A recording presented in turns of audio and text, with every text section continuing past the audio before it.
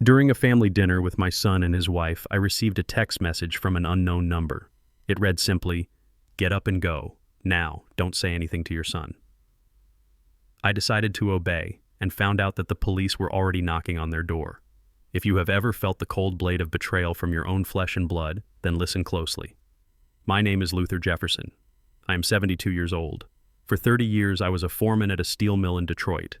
I know the smell of melting iron and the weight of hard work. I know how to spot a structural fracture before the whole building comes down. But nothing prepared me for the fracture in my own family. It started with the sound of silver scraping against fine china. We were sitting in a French restaurant downtown, the kind of place where the menus do not have prices, and the lighting is dim enough to hide a multitude of sins. Across from me sat my son Darius and his wife Skylar. Darius is 32, but that night he looked like a child who had broken a neighbor's window. He was sweating, his eyes darting around the room, refusing to meet my gaze. He wiped his forehead with a linen napkin, his hands trembling slightly. Skylar, on the other hand, was the picture of composure. She is a woman who smiles with her mouth but never with her eyes. She reached across the table and took the menu from my hands before I could even put on my reading glasses. "Oh, don't worry about that, Luther," she said, her voice dripping with a sweetness that made my teeth ache. "The menu is entirely in French. It is very complicated. I will order for you." I stiffened. I served in the military before I worked the steel mills. I have traveled. I can read a menu. But Skylar liked to play this game. The game where I am the simple old black man and she is the benevolent savior guiding me through the modern world. She turned to the waiter, a young man who looked bored. "He will have the potato soup and the soft white fish," she said, pointing at me without looking at me. "His stomach is sensitive at his age. We do not want anything too spicy or difficult to chew." I said nothing. I let the insult slide off me like water off oil. I watched Darius. He was staring at his water glass as if the secrets of the universe were drowning in the ice cubes. Why was he so nervous? This was supposed to be a celebration of my birthday, but it felt more like a funeral. Skylar clapped her hands together once the waiter left. "Now that the food is settled, we have something exciting to discuss." She reached into her designer handbag and pulled out a thick blue folder. She placed it on the table and slid it toward me, pushing aside the salt and pepper shakers. "Darius and I have been so worried about you, Luther," she said, leaning forward. "Living in that big old house all alone. The maintenance, the property taxes, the neighborhood changing. It is too much burden for a man of your years." I looked at the folder. On the cover in bold letters it said, "Asset Management Agreement." "We want to help you," Skylar continued, her voice dropping to a conspiratorial whisper. "We have a friend in real estate who says the market is volatile. We drafted this agreement so Darius and I can handle the boring administrative side of things for you. We can manage the taxes, the repairs, the bills. You just sign here and you never have to worry about a single piece of paperwork again. You can just relax and enjoy your retirement." Darius finally spoke up. His voice was thin, cracking like dry wood. "Yeah, Pop. It is just to help. Just to make sure you are safe." I looked at my son. I looked at his hands. They were soft, manicured. He worked in finance, or at least that is what he told me, but he had been borrowing money from me for months to cover rent. Then I looked at my own hands resting on the white tablecloth. They were thick, scarred, and calloused from decades of pulling levers and hauling steel. I built that house they were talking about. I bought the land when nobody wanted it. I paid for every brick with sweat and back pain. And now these two with their soft hands wanted to take the burden from me. Something was wrong. My instincts, sharpened by years of managing dangerous machinery and dangerous men, began to scream. This was not a favor. This was an ambush. Skylar pulled a gold pen from her purse and clicked it. "Just sign on the bottom line, Luther. We can get it notarized later. It is just a formality so we can start fixing up the roof for you." She smiled, but her eyes were cold, calculating. She looked at me not as a father-in-law, but as an obstacle, a vault that needed to be cracked. My phone vibrated in my pocket. It was a jarring sound in the quiet restaurant. Skylar frowned. "You should really turn that off, Luther." "It is rude," she said. I ignored her. I pulled the phone out. It was a text message from a number I did not have saved, but I knew who it was immediately. Only one person had this number besides my family. Evelyn Carter. My old friend from the neighborhood, a woman who spent 40 years investigating fraud for the biggest bank in Detroit. The message was short. "Get up and go. Now. Don't say anything to your son. They are setting you up." My heart hammered against my ribs. Evelyn would not send this unless she was certain. I looked up from the screen. Skylar was tapping the gold pen against the table, a rhythmic, impatient sound. Tap, tap, tap. "What is it, Luther?" "Just a spam message, I am sure," Skylar said, reaching for the folder to open it to the signature page. "Just sign and we can celebrate." I looked at the paper. My eyes caught legal terms that I knew from my days as a union rep. Quitclaim, transfer of deed, power of attorney. This was not a management agreement. This was a surrender.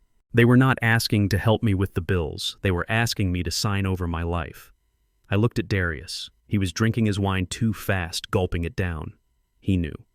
My boy knew exactly what this was.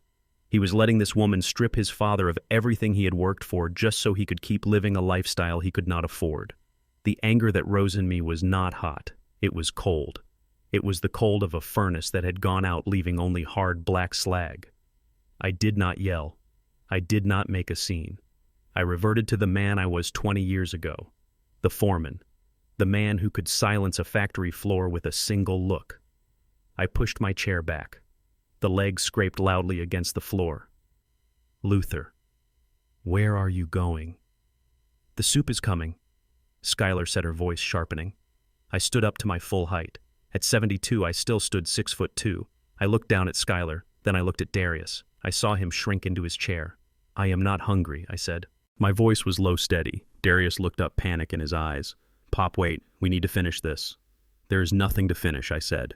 I grabbed my coat. I did not touch the folder. I did not touch the pen. I turned my back on them. "Luther, sit down." Skylar hissed, dropping the act. "You are making a scene. You are confused. Sit down before you embarrass us." I walked away. I walked past the waiter with the tray of soup. I walked past the host stand. I pushed through the heavy glass doors into the cool night air. Behind me, I heard a chair topple over.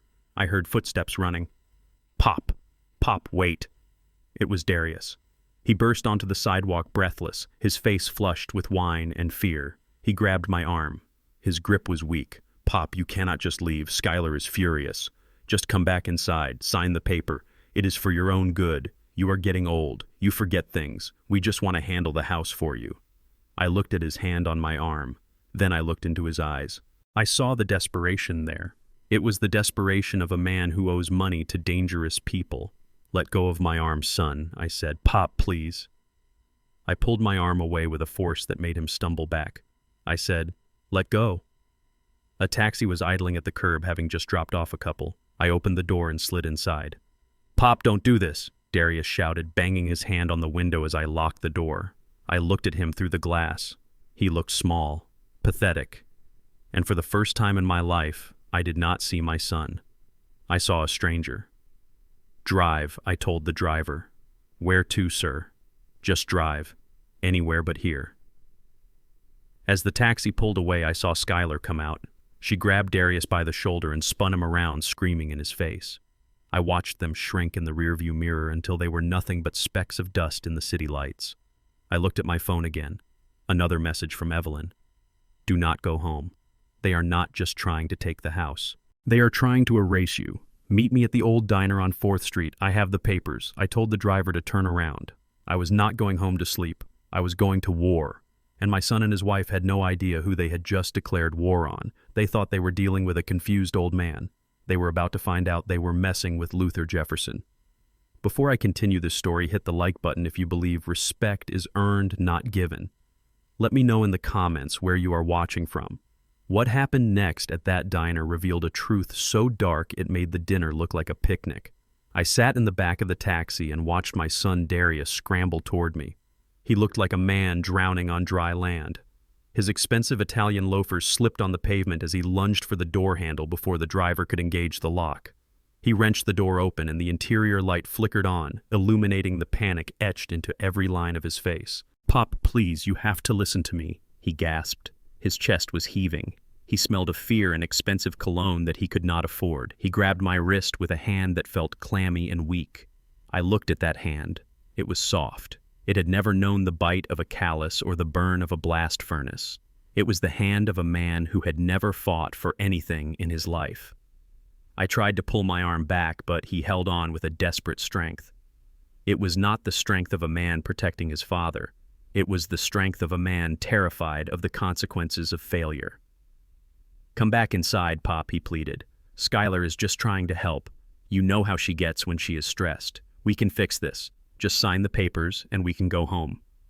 I looked past him. I saw the restaurant entrance. I saw the waiter watching us through the glass, but mostly I saw the truth that I had ignored for 32 years. Darius was not just weak, he was broken. He was a hollow vessel that Skylar had filled with her own ambition and greed. "You are hurting me, son," I said calmly. My voice was steady, but inside I felt a structural beam in my heart give way. He did not let go. Instead, he tightened his grip. "You are not thinking clearly, old man," he snapped. The veneer of respect cracked. "Do you think you can manage that big house alone? Do you think you can manage your money? You are 72. You are ancient. You need us." I twisted my wrist. I used a simple leverage move I learned in the army 50 years ago. Darius yelped and stumbled back. He looked at me with shock. He had forgotten who I was. He saw a pensioner. He forgot I was the man who used to break up fights between steelworkers twice his size. "I do not need you," I said. "I need a son. And right now I do not see one standing in front of me."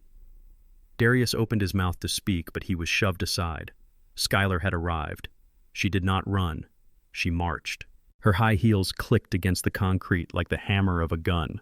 She pushed Darius out of the way so hard he nearly fell into the gutter. She did not look at him. Her eyes were locked on me. The mask of the sweet, caring daughter-in-law was gone. It lay shattered on the restaurant floor along with my appetite. In its place was something ugly and raw. Her face was twisted in a snarl that revealed teeth that looked too sharp. "Who do you think you are walking away from me?" she hissed. She leaned into the car. Her perfume filled the small space, choking out the air. It smelled of vanilla and rot. "I am the man who owns the house you sleep in," I said. "Not for long," she spat. "You are a senile old fool, Luther. Do you think anyone will believe you? Do you think anyone cares what happens to a confused old black man in this city? We are trying to do this the easy way. We are trying to be nice." "Nice," I repeated. My voice was cold steel. "Yes, nice," she screamed. Her voice cracked, drawing the attention of a couple walking by. "But you want to play hardball? Fine. Let us play. Go ahead and leave. Go back to that empty house full of ghosts. See how long you last. Who is going to check on you when you fall down the stairs? Who is going to find you when your heart finally gives out?" She leaned closer. Her voice dropped to a whisper that was more terrifying than her scream. "You are going to die alone, Luther. You will rot in that house and nobody will find you for weeks. We are the only ones who tolerate you. We are your only lifeline. If you walk away tonight, you are cutting that line. You will be nothing. You will be dust." I looked at her. I looked at the hate burning in her blue eyes. She did not see a person. She saw a paycheck. She saw a house she could sell. She saw an inheritance she felt entitled to. She was a predator who had finally tired of playing with her food. I looked at Darius standing behind her. He was looking at his shoes. He was letting her speak to his father like this. He was letting her threaten my life. He was complicit in his silence. That hurt more than her words ever could. "You are right about one thing, Skylar," I said. "I am old, but I am not confused, and I am certainly not alone." I slammed the car door. The sound echoed like a gunshot. I hit the lock button. Skylar pounded on the glass. Her mouth was moving screaming obscenities that I could not hear. She looked like a demon trapped behind glass. She kicked the tire. She turned and slapped Darius across the chest, screaming at him to do something. "Drive," I told the taxi driver. The driver was a young man with wide eyes. He looked terrified. "Where to, sir?" he asked. I did not give him my home address. If Evelyn was right, and she was always right, they would be heading there next. They would try to intercept me. They would try to force their way in. They would try to make me sign those papers before I could get legal help. "Take a left up here," I said, "then get on the highway heading north."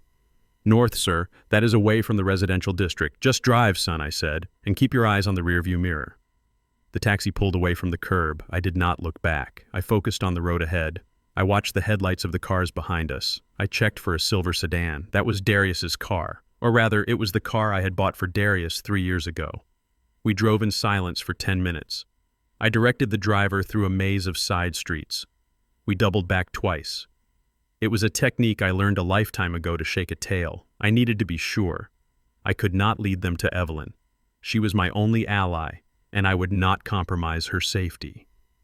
"Are we in trouble, sir?" the driver asked. His eyes kept darting to the mirror. "I am not," I said. "They are." I watched the city lights blur past. I thought about the man I used to be. I thought about the father I tried to be.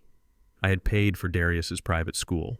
I had paid for his college. I had bailed him out of credit card debt 3 times. I had let him and his wife live in my house rent-free for 2 years while they saved for a place they never intended to buy.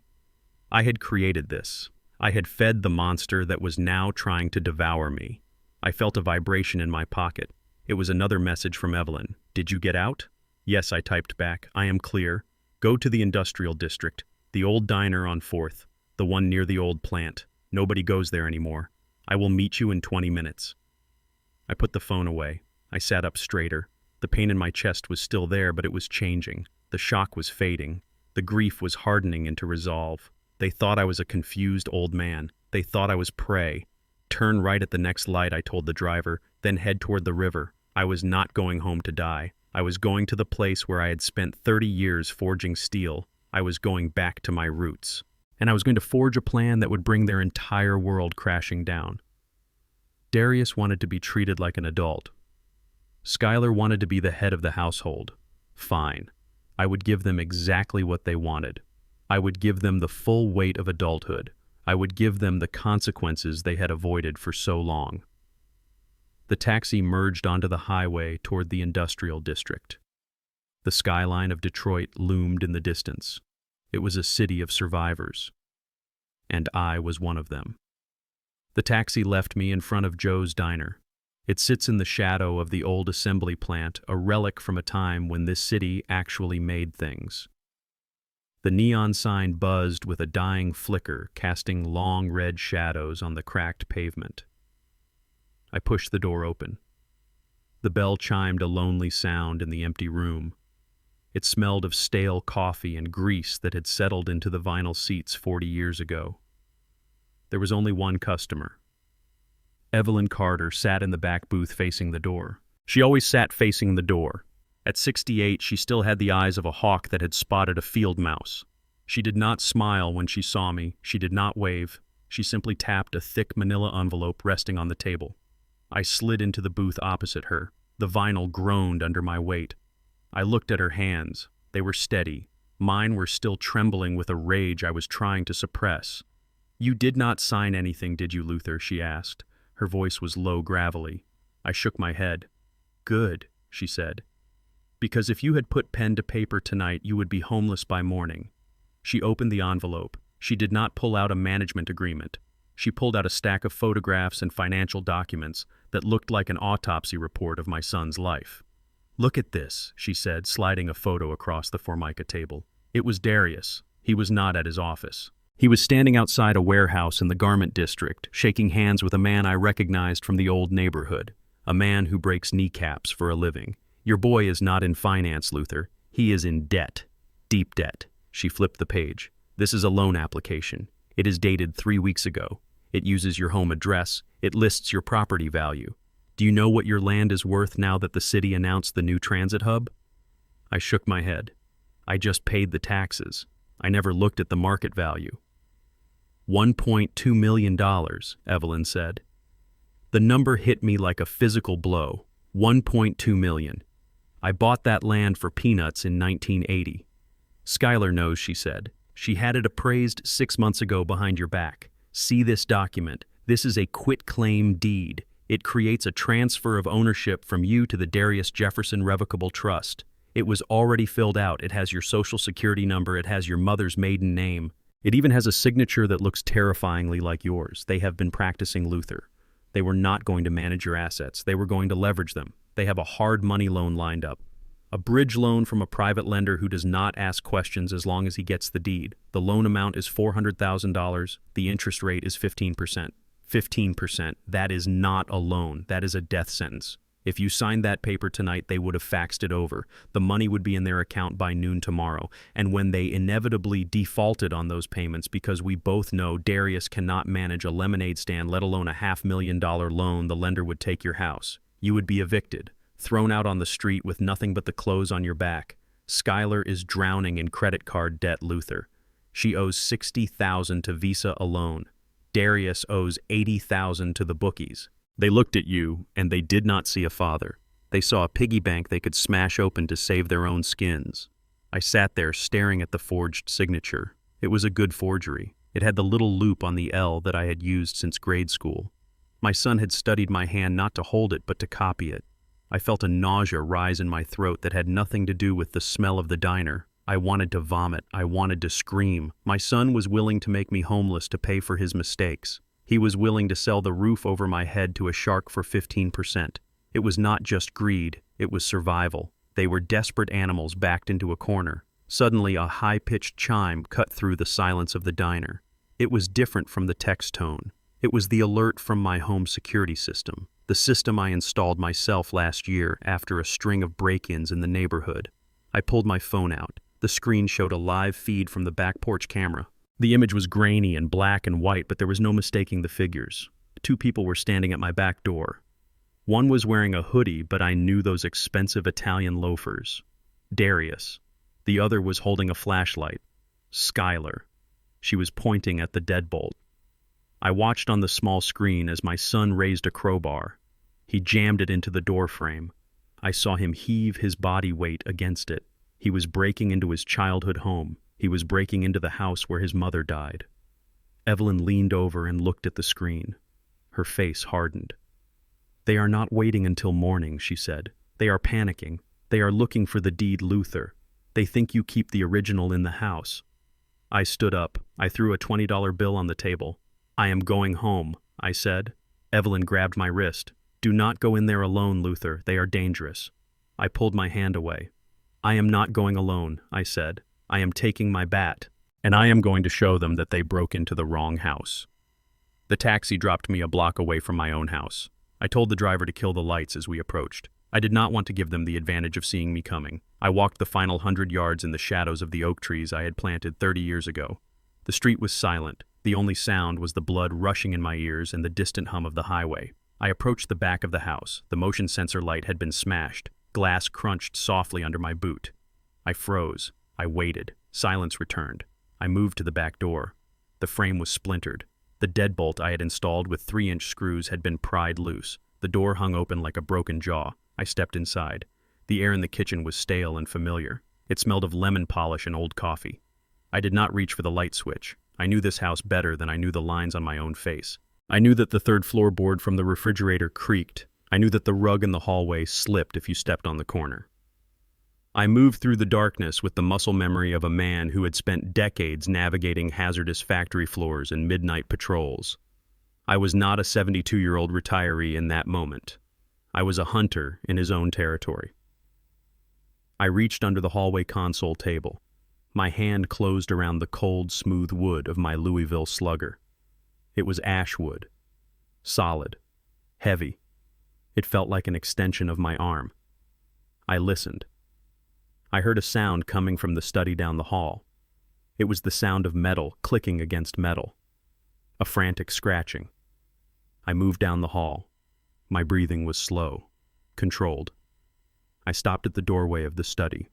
A single beam of light cut through the darkness. It came from a flashlight resting on my desk. The beam was focused on the floor safe in the corner. And there he was. My son. Darius was on his knees.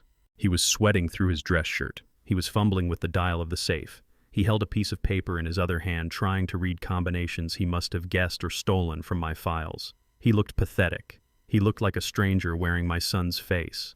I did not yell. I simply took the bat and slammed it against the doorframe. The sound was like a gunshot in the quiet house. Darius screamed. He scrambled backward, crab-walking on his hands and feet until he hit the bookshelf. The flashlight rolled off the desk and spun on the floor, casting wild, dizzying shadows against the walls. "Pop, wait, don't hit me!" he shrieked. He held his hands up to protect his face. I stepped into the room. I kicked the flashlight so the beam hit his face. He squinted, blinded by the light. Get up, I said. My voice was low. It was the voice I used when a worker showed up drunk to the mill. Pop, I can explain, he stammered. He tried to stand, but his legs were shaking so bad he had to lean against the desk. We just needed the papers. We needed to make sure they were safe. Stop lying, I said. You broke into my house. You destroyed my door. You are trying to rob me, Darius. I am not robbing you, he yelled. His fear was turning into a defensive anger. It is my inheritance anyway. You are just sitting on it. You have money buried in accounts you never touch. You have equity in this house that is just rotting away. Why are you so selfish? Selfish, I repeated. I felt a bitter laugh rise in my throat. I paid $40,000 for your tuition at State. I paid it with overtime shifts and skipped lunches, and you dropped out because it was too hard. I bought you your first car. I paid for your wedding. That is the past, he shouted. I need money now, Pop. Skylar needs things. We have debts. You do not understand. You live like a monk. You do not know what it costs to be someone in this world. To be someone, I asked. Is that what you think you are? You are a thief, Darius. You are a coward who breaks into an old man's house in the middle of the night because his wife told him to. Darius slumped against the desk. The anger drained out of him, leaving only a pathetic, naked greed. She is going to leave me, Pop, he whispered. If I do not get the money, she is going to leave me. I owe people. Bad people. Skylar spent the money I borrowed. If I do not pay them back, they are going to hurt me. I looked at him. I saw the tears forming in his eyes. They were not tears of remorse. They were tears of self-pity. He was not sorry he did it. He was sorry he got caught. He was sorry he was weak. Then you should have gotten a job, I said. You should have been a man. Instead, you decided to sell your father down the river. I gripped the bat tighter. Get out, I said. Pop. Where am I supposed to go? I do not care, I said. Get out of my house before I call the police and have you carried out. Darius looked at the bat. Then he looked at my face. He saw that there was no negotiation. He pushed himself off the desk. He walked past me, keeping his eyes on the floor. He smelled of sweat and failure. I followed him to the front door. I watched him stumble down the porch steps. A black SUV was parked at the curb with the engine running. The window was rolled down. Skylar was sitting in the driver's seat. She did not look at Darius. She was looking straight at me. The porch light illuminated her face. She was not crying. She was not scared. She looked at me with a cold, dead stare. Her lips were pressed into a thin line. It was a look of pure calculation. She saw Darius get into the car empty-handed. She didn't say a word to him. She just kept her eyes locked on mine. It was a declaration of war. She was telling me that this was not over. She was telling me that she would burn everything I loved to the ground if it meant getting what she wanted. I stood in the doorway holding my bat. I watched them drive away into the night. I did not lock the door. There was no point. The security of my home was gone. The security of my family was gone. I was alone in a broken house. But as I watched their taillights fade, I felt a fire ignite in my belly that I had not felt in years. They thought they had broken me. They had only woken me up. The sun had barely breached the horizon when the pounding started. It was not a knock. It was a demand. The heavy thud of a fist against wood echoed through my empty house. I was sitting in the kitchen drinking black coffee. I had not slept. My bat was leaning against the table leg. I knew this was coming. Skylar was not the type to retreat. She was the type to scorch the earth. I walked to the door. I moved slowly, not because I was old, but because I refused to be rushed in my own home. I looked through the peephole. 2 police officers stood on my porch. They were young, white, and impatient. One of them had his hand resting near his holster. I unlocked the deadbolt that I had hammered back into place only hours ago. I opened the door. The morning air was cold, but the stare of the officer in front was colder. Mr. Jefferson, the officer asked. He did not wait for an answer. We received a 911 call regarding a domestic disturbance involving a senior citizen with a weapon. We need you to step out onto the porch. Keep your hands where I can see them. I stepped out. I kept my hands open at my sides. I stood tall. There is no disturbance here, officer, I said. My voice was calm. It was the voice I used when a crane operator dropped a load too fast.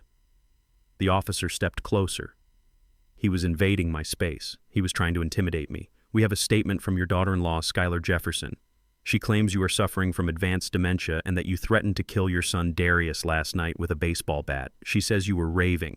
She says you are a danger to yourself and others. I looked past the officer. Parked down the street, I saw Skylar's black SUV. She was watching. She had played the concerned family card. She had turned my defense of my home into the violent outburst of a senile old man.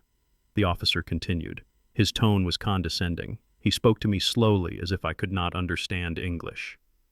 She is very worried about you, Mr. Jefferson. She says you have been forgetting things. Getting aggressive. We need to do a welfare check. Do you have any weapons in the house? I looked him in the eye. I saw the bias there. He did not see a homeowner who had been burglarized. He saw an angry old black man who needed to be contained. He saw a problem. I have a bat, I said. I keep it for protection. Because last night someone broke into my house. The officer exchanged a look with his partner. A look that said, "Here we go." "Sir, your son says he came to check on you because you wandered off from dinner and you attacked him. He says you were confused. He says he has power of attorney pending because of your condition." It was a lie wrapped in a half-truth. They were building a narrative. They were painting me as the villain in my own tragedy. "I am not confused, officer," I said. "I am a retired foreman. I serve my country, and I know my rights. You are welcome to check my welfare, but you are not taking me anywhere." The officer sighed. He looked like he was debating whether to cuff me right there. "If you are a danger to yourself, we have to take you in for a 72-hour hold. It is the law. Your family is terrified. They say you need help." "My family is terrified because I caught them stealing from me," I said. The officer shook his head. He put a hand on my shoulder. It was heavy. "Look, Pop, just calm down. We do not want to make this ugly. Just come with us to the hospital and get checked out." He called me Pop. That was the mistake. I stepped back. I brushed his hand off my shoulder. "Do not call me Pop," I said. "Come inside. I want to show you something." The officers followed me into the hallway. They were tense. Their hands hovered near their belts. I led them to the kitchen table. I did not pick up the bat. I picked up a folder. "This is a medical report from Dr. Evans dated 3 days ago," I said, handing it to the officer. "It is a full cognitive evaluation. I get one every 6 months. Read the bottom line." The officer took the paper. He read it. His brow furrowed. "Patient exhibits exceptional cognitive function for his age. No signs of dementia or memory loss." I picked up my phone. I opened the app for the security cameras. "And this," I said, holding the screen up to his face. "This is the footage from last night at 2 a.m. The video played. It showed Darius prying the back door open with a crowbar. It showed him entering with a flashlight. It showed Skylar waiting in the car. It showed me entering 10 minutes later through the broken door." "That is not a confused old man wandering off," I said. "That is a homeowner catching an intruder. That intruder happens to be my son. And that woman who called you was the getaway driver." The officer watched the video twice. He looked at the broken doorframe down the hall. He looked at the medical report. The arrogance drained out of his face, replaced by the annoyance of a man who realizes he has been played. He handed the paper back to me. He cleared his throat. "It looks like there is a dispute here regarding the property," he said, his tone shifting to professional neutrality. "It is not a dispute," I said. "It is a breaking and entering, and I want to file a report." The officer shook his head. He was backing away toward the door. "We cannot take a report right now, Mr. Jefferson. Since he is family and he claims he has residency or keys, this is a civil matter. You need to take this up with a lawyer, but we are not taking you in." He stopped at the door. He looked at me, and for a second I saw a flicker of warning in his eyes. "But you need to be careful, sir. If we have to come back here again because of a weapon involvement, it is not going to matter who broke in. We will take everyone in. Do you understand?" I understood perfectly. He was telling me that I was on thin ice. He was telling me that even with the truth on my side, I was still just one 911 call away from a cell. "I understand," I said. They left. I watched them get into their cruiser. I watched them drive past Skylar's SUV. They stopped for a moment, probably to tell her that her plan had failed. Then they drove off. Skylar did not move. She sat there for a long minute staring at my house. Then she peeled away, tires screeching. I closed the door. I locked it. I knew this was not a victory. It was just a skirmish. They had tried to use the law to cage me. I had used the truth to stay free.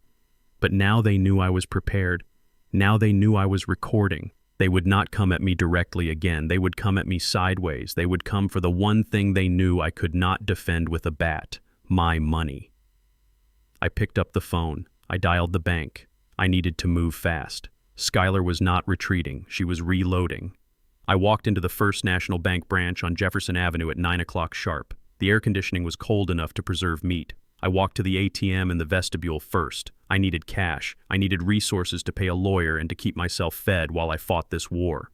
I slid my card into the slot. I punched in my PIN. The machine whirred. It clicked. Then the screen turned red. Card retained. Contact your financial institution. I stared at the screen. My card was gone, swallowed by the machine like a communion wafer. I walked into the lobby. I approached the teller window.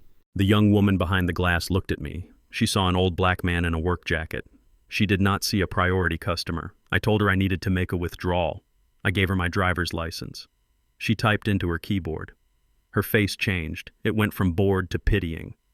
I know that look. It is the look people give a dog that has been left out in the rain too long.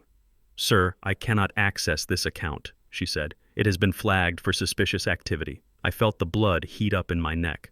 Suspicious activity. I have banked here for 40 years. The only suspicious thing about my account is that it is suddenly empty of the respect it deserves. I told her to look again. She turned the screen slightly away from me. "Sir, the system says this card was reported lost or stolen this morning. A replacement has been issued." I looked at her hands. They were hovering near the silent alarm button. She thought I was a threat. She thought I was some confused old man trying to rob his own life savings. I leaned in. I did not yell. I spoke with the quiet force of a hydraulic press. "I did not report my card stolen, young lady. I am standing right here, and I want my money." She called a supervisor. A man in a cheap suit walked over. He introduced himself as the assistant manager. He did not look me in the eye. He looked at the computer screen. He looked at the teller. "Mr. Jefferson, our records indicate a call was placed to our fraud department at 6:30 this morning," he said. "The caller verified your social security number and your mother's maiden name. They requested an expedited card sent to a new address in Royal Oak. Royal Oak. That was where Skylar's sister lived. They were not just freezing me out. They were rerouting my lifeline. They were redirecting the flow of my own blood into their veins. I told him I did not make that call. I told him my identity had been compromised by family members attempting to defraud me." He sighed. It was a sigh of bureaucratic exhaustion. He did not care about the truth. He cared about protocol. "Sir, without the card and given the security flag on the account, I cannot authorize a withdrawal," he said. "We have to wait for the fraud department to complete their investigation. That could take 7 to 10 business days. 7 to 10 days. In 7 days, I would be destitute." Skylar knew exactly what she was doing. She used the system's own security against me. She triggered a lockdown knowing I would be the one locked out while she held the keys to the digital back door. She had verified my information because she had stolen my files. She had answered the security questions because she had spent years mining my past for this exact moment. I looked at the assistant manager. He was a wall built of policy and indifference. I realized then that arguing with him was useless. He was just a cog. I needed the mechanic. I needed the man who ran the machine. "I need to see Marcus Thorne," I said. The assistant manager blinked. "Mr. Thorne is the branch president, sir. He is in meetings all day." I slammed my hand on the counter. It was not a violent slam. It was a gavel. "Tell Marcus that Luther Jefferson is here," I said. "Tell him the man who pulled his father out of a burning sedan on I-94 in 1995 is standing at his counter and he is not leaving until he shakes his hand." The assistant manager looked at me with new eyes. He picked up the phone. 2 minutes later, a door in the back opened. Marcus Thorne walked out.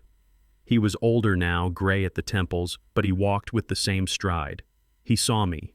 He did not see a confused old man. He saw Luther. He walked past the assistant manager. He opened the gate. "Luther," he said, grasping my hand. "What is going on?" I told him. I did not sugarcoat it. I told him about the break-in. I told him about the forgery. I told him about the card. Marcus listened. His jaw tightened. He turned to the assistant manager. "Override the flag," he ordered. "But sir, the protocol." "Override it," Marcus barked, "and bring me the transfer forms for a wire transaction." We went into his office. I did not sit down. I did not have time. We moved the money. All of it. every cent of my pension savings, every dime of the investment account I had built over 30 years. We wired it to the trust account Evelyn had set up for me hours ago. It was a blind trust, untouchable, invisible. Just as Marcus hit the enter key to finalize the transfer, his phone rang. He looked at the caller ID. "It is legal," he said. He answered on speaker. "This is First National Legal Department," a woman's voice said. "We just received a court order for an emergency freeze on assets for Luther Jefferson, pending a competency hearing." Marcus looked at me. He looked at the screen. The progress bar hit 100%. Transfer complete. He smiled a cold, hard smile. "I'm sorry," he said into the phone. "You are about 30 seconds too late. The account balance is 0. He hung up. He handed me a receipt. "You are broke on paper, Luther," he said, "but your money is safe. Go get them." I walked out of the bank. I had no cash in my pocket, but I had a war chest that Skylar could not touch, and now I was going to use it to buy my freedom. For 2 days, my phone was a brick of silence. No threats, no police knocking at the door of the cheap motel where I was hiding, just the static hum of a war that had gone underground. I slept with one eye open and my hand near the nightstand where I kept my bat. The silence was worse than the screaming. It was the silence of a predator stalking its prey, waiting for the wind to shift. Then, on the third morning, the phone rang. The screen lit up with a name I had learned to despise. Skylar. I stared at it. My thumb hovered over the decline button. I knew I should not answer. I knew it was a trap. But curiosity is a dangerous thing, and hope is even more dangerous. I slid the bar to answer. I did not speak. I waited. I let the silence stretch across the line, heavy and suffocating. Then I heard a sound that made my grip tighten on the phone. It was sobbing, not the angry, hysterical screaming from the street. This was soft, broken weeping. It was a performance I knew, but it was effective. "Luther," she whispered. Her voice was trembling. "I am so sorry. We made a mistake. A terrible mistake. Please do not hang up." I held the phone to my ear. I said nothing. I let her talk. I needed to know the angle. I needed to see where the knife was coming from. "We were desperate," she continued. Her voice hitched. "We are in so much debt, Luther. Darius is scared. I am scared. We thought if we could just manage the house, we could fix everything. But we went about it the wrong way. We hurt you, and now we are paying for it." She paused, waiting for me to offer comfort. I offered nothing. I sat on the edge of the motel bed, watching dust motes dance in the beam of sunlight coming through the curtains. "But there is something else," she said. Her voice dropped to a hush, a secret shared in the dark. "Something we just found out. The reason I have been so emotional. The reason we were so desperate to secure our future." She took a breath, a dramatic pause worthy of a stage play. "I am pregnant, Luther. You are going to be a grandfather." The words hit me like a physical blow. A grandfather. My breath caught in my throat. For 40 years I had wanted this. My late wife Sarah and I had tried. We had prayed. We had lost 3 babies before they ever saw the light of day. Darius was our miracle, but he was the only one. The Jefferson line stopped with him. Or so I thought. An heir. Someone to carry the name. Someone to teach how to fish. Someone to leave the stories to. The anger in my chest cooled for a second, replaced by a sudden sharp ache of longing. I kept quiet, but my hand shook. "Please, Luther," she begged, sensing my hesitation. "Do not do this for us. Do it for the baby. We are about to be evicted. If we lose the apartment, I do not know where we will go. I cannot raise a child on the street. I cannot stress the baby like this. Please just meet us. Let us show you the ultrasound appointment papers. Let us start over. For the family." I closed my eyes. I saw a little boy with my nose. I saw a little girl with Sarah's smile. I saw a future that was not lonely. It was the ultimate weapon. She knew exactly where to strike. She bypassed the logic. She bypassed the anger. She went straight for the legacy. "I will meet you," I said. My voice sounded rusty. "Oh, thank God," she cried. "Thank you, Luther. Come to the house tomorrow. We are having a small gathering. Just close friends. A gender reveal. We want you to be the guest of honor. Please come home." I hung up. I sat there for a long time. The silence returned, but now it was filled with the ghosts of unborn children. Was it true? Could it be true? Or was this just another layer of the con? I wanted to believe it. God help me, I wanted to believe it so bad that I almost forgot about the crowbar and the police. Almost. My phone buzzed again. It jolted me out of my reverie. It was a text from Evelyn. Do not get soft, Luther. The message read. I frowned. How did she know? Attached to the message was a picture. It was grainy, taken with a zoom lens from a car window. It showed the large green recycling bin behind Darius and Skylar's apartment complex. The lid was open. I zoomed in. The image was sharp enough to break my heart all over again. Sitting right on top of a greasy pizza box was a blister pack of pills. Birth control pills. The foil was punched through for every day of the current month right up to yesterday. Next to it was a glass bottle. Tequila. Empty. I stared at the picture. A pregnant woman does not take birth control. A pregnant woman does not drink tequila. The ache in my chest turned into a cold, hard stone. There was no baby. There was no heir. There was only a lie designed to exploit the deepest tragedy of my life. Skylar had not just tried to steal my money. She had tried to steal my grief. She had tried to weaponize the memory of my dead wife and our lost children to get access to a bank account. I typed a reply to Evelyn. I got it. Then I stood up. I went to the mirror. I looked at the old man staring back. He looked tired, but his eyes were clear. They wanted me to come to a gender reveal party. They wanted me to play the happy grandfather while they picked my pockets. Fine, I would go to their party, but I would not be bringing a gift. I would be bringing the truth, and I would reveal a lot more than the gender of a non-existent child. The garden party was a spectacle of wasted money and hollow promises. I stepped through the wrought iron gates of the rented venue, and the scent of imported lilies hit me like a physical blow. It was thick and cloying, masking the underlying smell of desperation. The entire lawn was draped in silk ribbons of baby blue and soft pink. A string quartet played something classical in the corner, drowning out the nervous chatter of 50 guests who looked like they had stepped out of a fashion magazine. I recognized none of them. These were not family. These were props. They were the audience Skylar needed to validate her existence. I saw a champagne tower stacked 5 feet high, glistening in the afternoon sun. I saw waiters circulating with trays of caviar and truffle oil tartlets. I did a mental calculation. The venue rental alone was $3,000. The catering was another $5,000. The flowers were easily $2,000. This party cost more than my first house, and I knew exactly where the money had come from. It came from the credit cards they had stolen in my name. It came from the loans Darius had taken out against a future he did not own. I stood there in my Sunday suit, feeling like a ghost at a banquet. I watched my son. Darius was standing near the open bar. He was already 3 drinks in. His laugh was too loud. His smile was too wide. He looked like a man walking a tightrope over a pit of spikes. He saw me, and for a second his mask slipped. I saw the terror. Then he raised his glass in a mock salute and turned away. He could not look me in the eye. He knew what this was. It was a robbery disguised as a celebration. Skylar spotted me. She did not walk. She floated. She was wearing a flowing white maternity dress that she did not need yet. Her hands were cradled protectively over a stomach that was as flat as a board. She glided across the grass, her face a mask of radiant joy. The crowd parted for her. They whispered and smiled, cooing at the glowing mother-to-be. It was a performance worthy of an Oscar. She reached me and took my hands. Her palms were cold. "Luther, you came," she exclaimed, loud enough for the people nearby to hear. "I knew you would not miss this. It is a miracle, isn't it? After everything we have been through, a new life." She leaned in to kiss my cheek. Close to my ear, she whispered something different. "Do not make a scene, old man. Everyone here thinks you are the doting grandfather. Play the part or you will never see this child." I pulled back. I looked at her.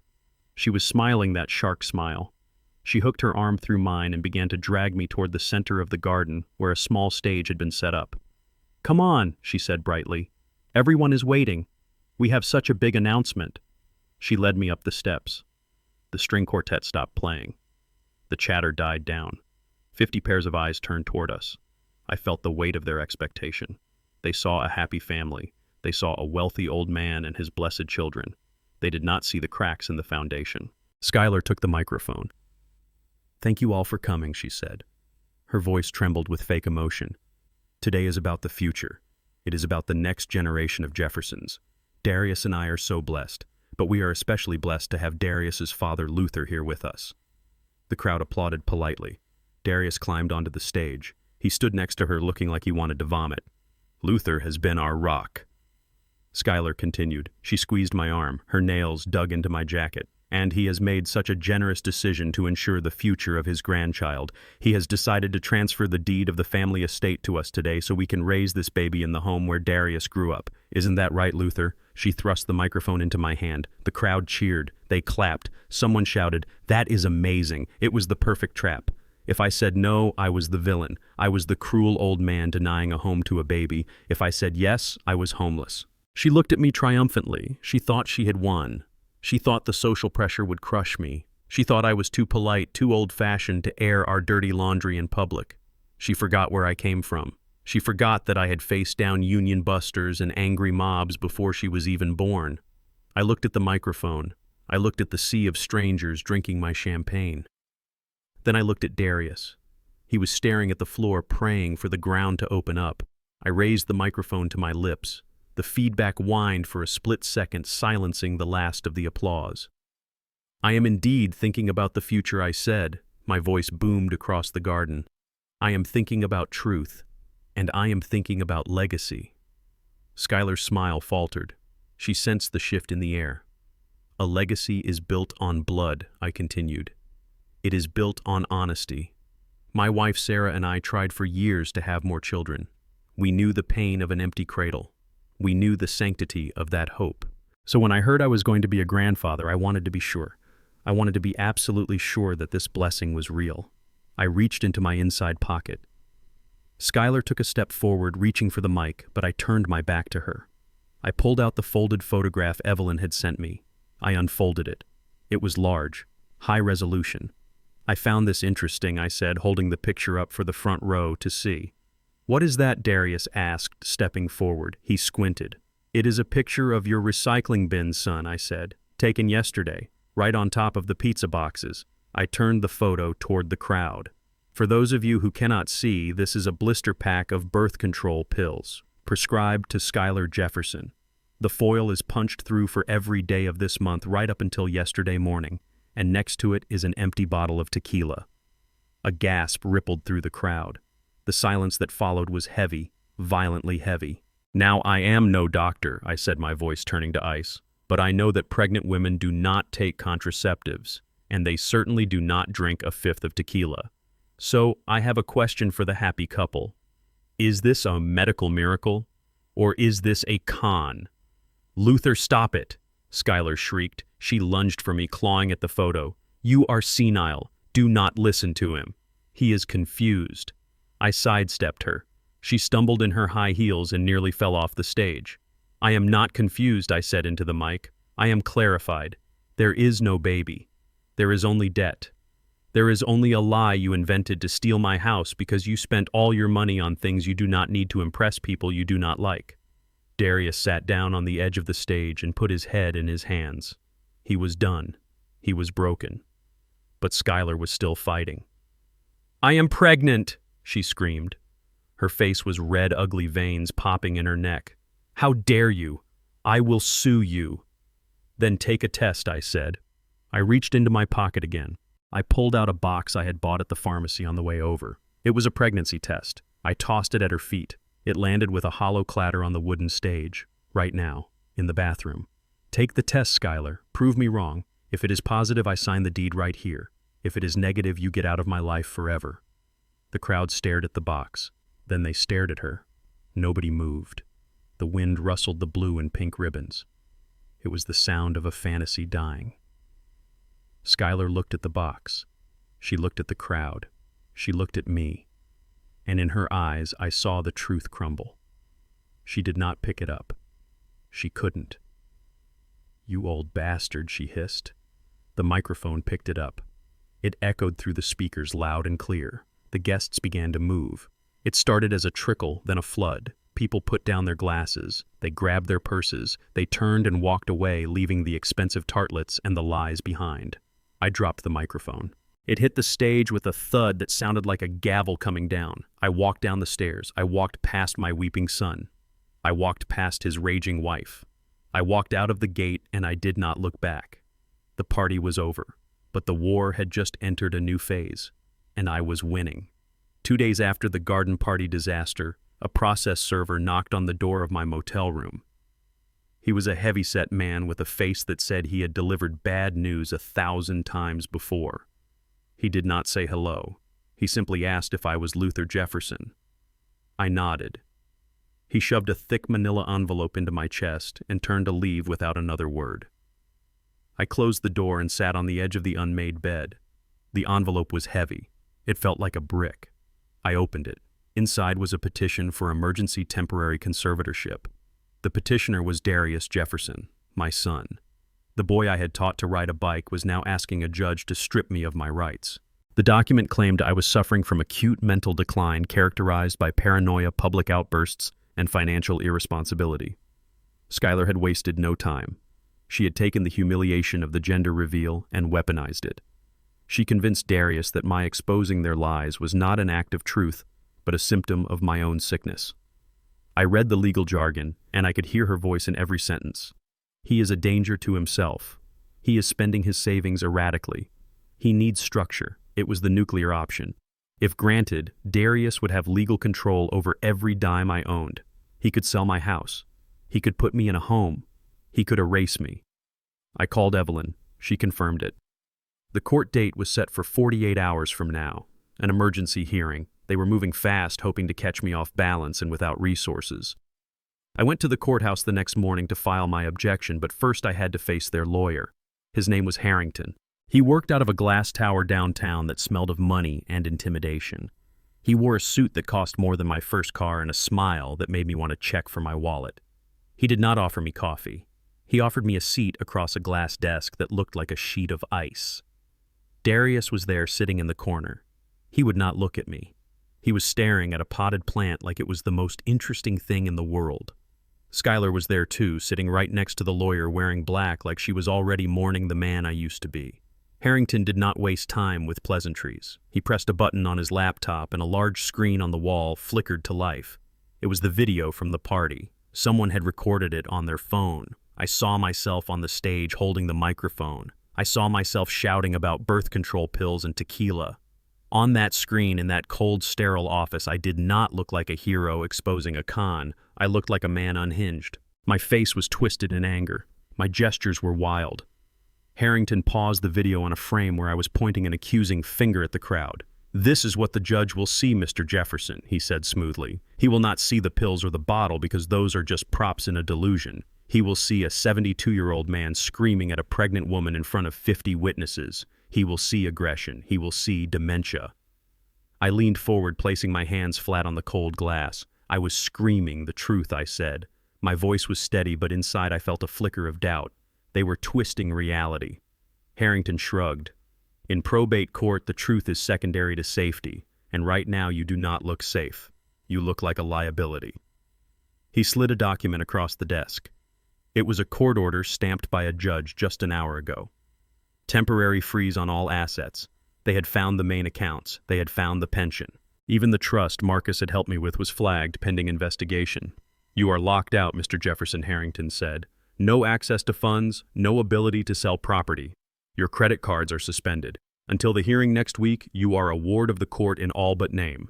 You cannot spend a dime without our approval." Darius finally looked up. His eyes were red. "Pop just signed the voluntary agreement. We can stop this. We can unfreeze the money if you just let us help. We just want you to be safe." I looked at him. "Help?" I asked. "You mean control. You want to render me helpless so you can rob me without a fight." I stood up. I picked up the court order and folded it into my pocket. "I will not sign anything. I will see you in court." Skylar scoffed. "You cannot afford a lawyer, Luther. You have nothing." I looked at her. "I have the truth," I said. "And that is free." I walked out of that office with $0 in my bank account. Technically, I was destitute. But they had made a critical error. They assumed my wealth was all digital. They assumed I was like them, dependent on plastic cards and wire transfers. They forgot where I came from. I took a taxi back to my house. I used the last $20 bill in my wallet to pay the driver. I walked up the driveway. The grass was getting long, but I did not care. I unlocked the front door. The house smelled musty. It smelled like a place that was holding its breath. I locked the door behind me. I engaged the deadbolt. I went into the bedroom. I moved the heavy oak dresser that I had built myself 30 years ago. It groaned against the floorboard, scraping the wood. I pulled back the rug. There was a loose board near the wall. I pried it up with the handle of a screwdriver. Beneath it lay a metal box wrapped in oilcloth. I pulled it out. I opened the lid.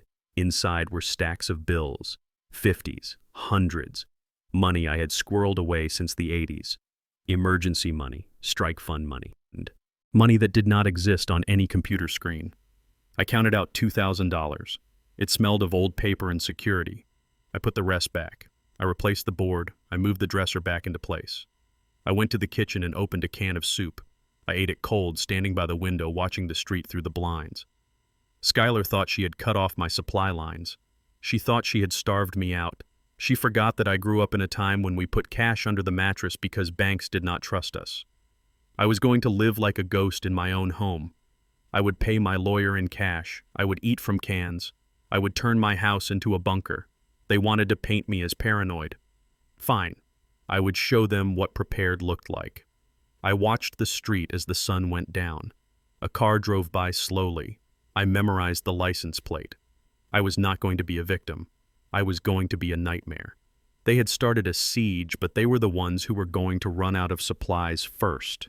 Because while they were drowning in debt, I was standing on a foundation of solid cash and cold resolve.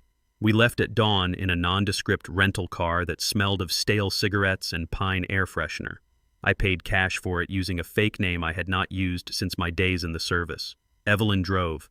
She navigated the highway with the same sharp precision she used to hunt down bank fraud.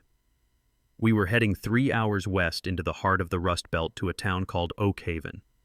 It was the place Skylar claimed she was from, though she rarely spoke of it.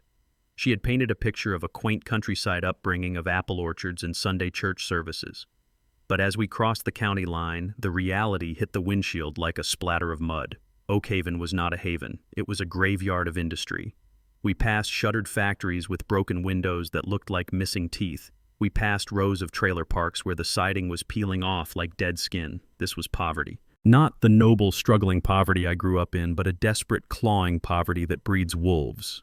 Evelyn pulled the car up to a small municipal building that had seen better decades. The brick was crumbling and the flag out front was tattered. "This is where we find the ghosts, Luther," she said. We walked inside. The air was thick with dust and the hum of fluorescent lights that flickered overhead. Evelyn walked straight to the records clerk, a woman who looked like she had been sitting behind that counter since the building was built. Evelyn slid a piece of paper across the counter. It had a name on it. Not Skylar Vance, but Brittany Mae Higgins. We needed criminal records, civil judgments, anything attached to that name from 10 years ago. The clerk sighed the heavy sigh of a government employee who hates her job, but she disappeared into the back rows of filing cabinets. I stood there leaning against the counter, and I felt a coldness in my stomach that had nothing to do with the drafty room. I looked around. I saw the people waiting on the benches. They looked tired. They looked beaten. And I realized this was the world Skylar ran from. She did not just leave this town, she escaped it. And she was willing to do anything to never come back.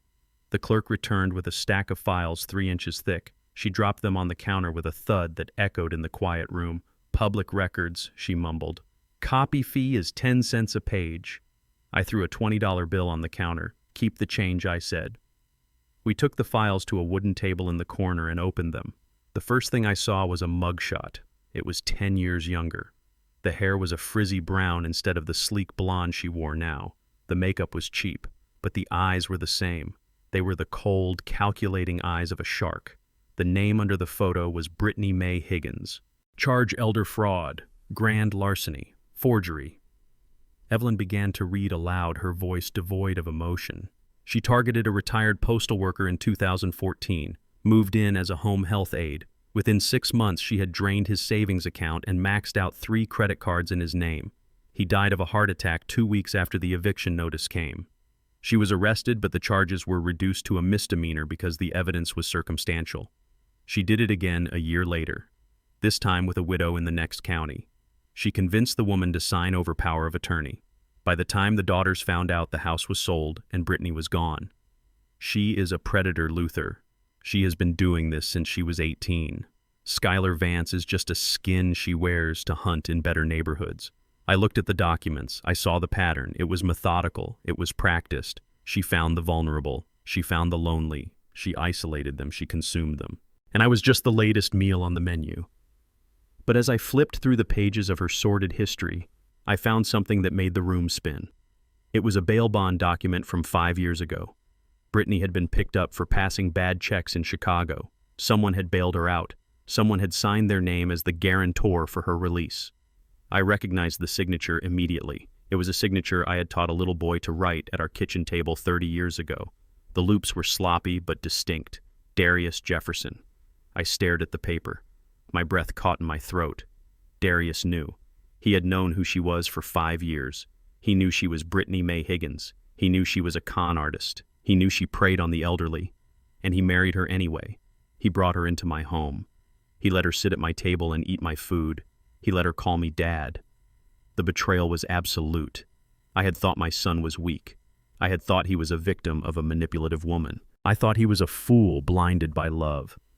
But he was not a victim. He was an accomplice. He saw what she did to those other old people, and he did not run away. He looked at her skills, and he saw an opportunity. He saw a way to get the lifestyle he was too lazy to earn. He looked at his own father, and he did not see flesh and blood. He saw a mark. He saw the big score that Skylar had been training for her whole life. I felt a physical pain in my chest, sharp and agonizing. It was the death of hope.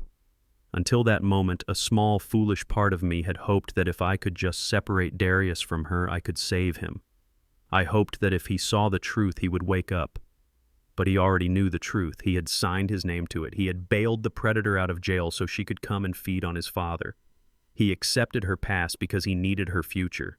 He needed her cruelty because he lacked the stomach to do the dirty work himself. He was the driver of the getaway car, knowing exactly what was happening inside the bank. I closed the file. My hands were shaking not from fear, but from a grief so profound it felt like drowning. Luther, Evelyn said softly. She put a hand on my arm. Are you okay? I stood up. I picked up the file. I felt lighter in a terrible way.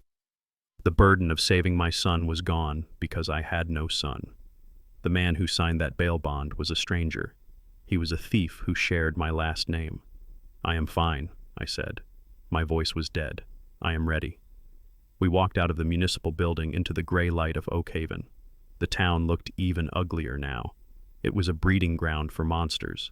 And my son had come here and chosen the biggest monster he could find to bring home to me. I got into the car. I tossed the file onto the back seat. Drive, I said. Where to? Evelyn asked, starting the engine. Back to the city, I said. I have a son to bury. We drove back in silence. I watched the landscape change from rural decay to urban sprawl. I thought about the little boy I used to carry on my shoulders. I thought about the teenager I taught to shave. I mourned them. I said goodbye to them. Because the man waiting for me back in Detroit was not them.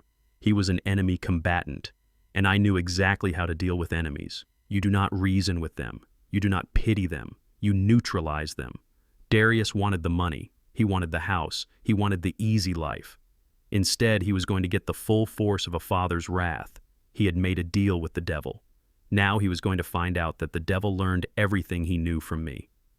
The rain in Detroit does not wash things clean, it just makes the grime slicker. My son Darius found this out the hard way in the parking lot of a Motel 6 off the interstate. He was hiding there because Skylar had kicked him out of the car an hour earlier after a screaming match about money. He was alone, he was broke.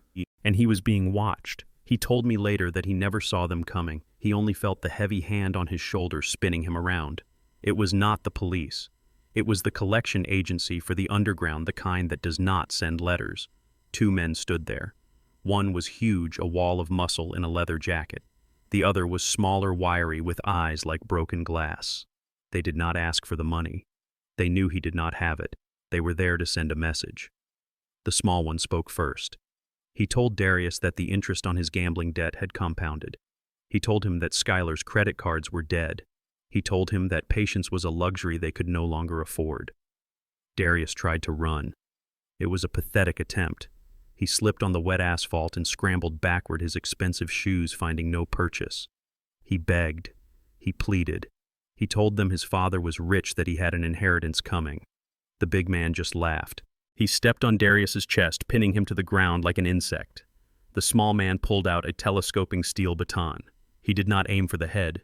He aimed for the arm. He aimed for the tool Darius needed to sign checks and open doors. The sound of the bone snapping echoed louder than the thunder overhead. Darius screamed a high, thin sound that was swallowed by the traffic on the highway. They left him there lying in a puddle of oil and rain, clutching his shattered forearm. The small man leaned down and whispered one final thing.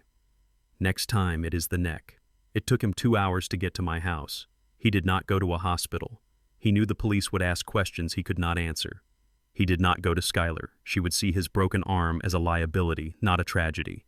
He came to the only place that had ever been safe. I was sitting in the dark watching the street when I heard the scratching at the door. It was not the aggressive prying of a crowbar this time. It was the desperate pawing of a wounded animal. I turned on the porch light. I saw him through the window. He was soaked to the bone, his clothes torn, his face a mask of mud and blood. He was cradling his right arm against his chest. I opened the door. I did not hold the bat. I did not need it. He fell into the hallway, collapsing onto the rug I had bought with his mother 30 years ago. "Help me, Pop," he sobbed. His voice was a gargle of pain and mucus.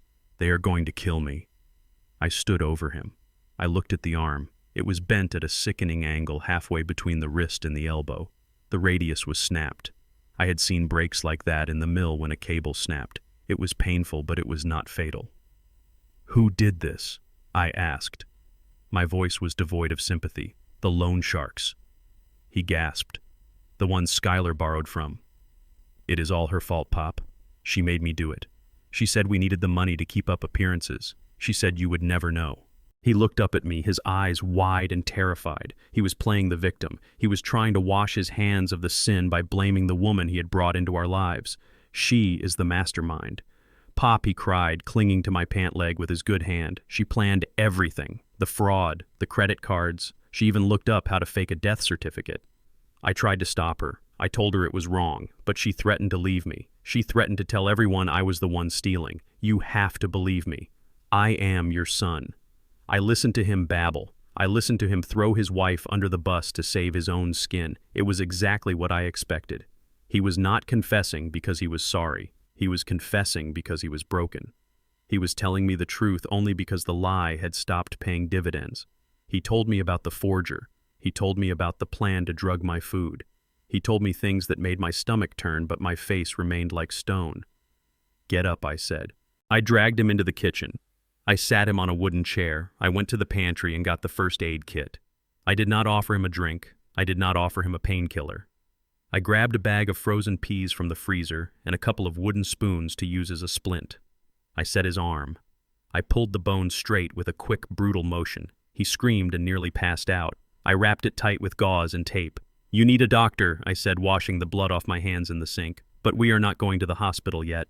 Darius sat there, shivering, cradling his splinted arm. He looked small. He looked like the boy who used to cry when he scraped his knee. Only now there was no innocence left in him. "Why are you helping me, Pop?" he whispered.